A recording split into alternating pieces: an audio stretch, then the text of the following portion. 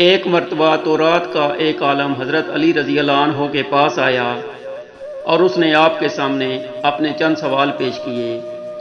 اور کہا کہ آپ مجھے ان سوالوں کے فوری طور پر جواب دیں۔ حضرت علی رضی اللہ عنہ نے اس سے فرمایا کہ تم سوال کرو۔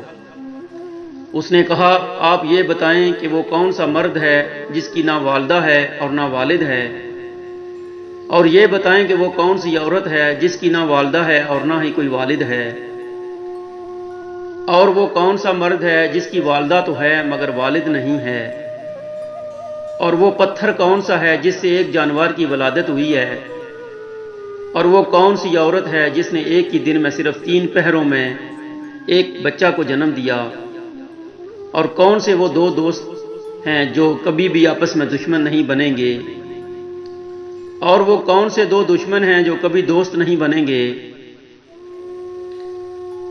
اس عالم کے سوالات ختم ہوتے ہی حضرت علی رضی اللہ عنہ نے اس سے فرمایا کہ تمہارے سوالوں کے جوابات یہ ہیں کہ وہ مرد جس کی نہ والدہ ہے اور نہ والد وہ حضرت آدم علیہ السلام ہیں،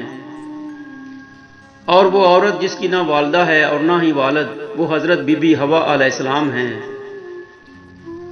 جس پتھر کے بارے میں تم نے پوچھا ہے وہ پتھر ہے جس سے حضرت صالح علیہ السلام کی اونٹنی کی پیدائش ہوئی تھی، اور وہ عورت جس نے ایک ہی دن میں 3 پہروں میں ایک بچے کو جنم دیا وہ حضرت مریم علیہ السلام ہیں، جن کو ایک پہر میں حمل ٹھہرا اور دوسرے پہر میں زچگی کی درد ہونا شروع ہوئی اور تیسرے پہر میں حضرت عیسیٰ علیہ السلام کی ولادت پاک ہو گئی۔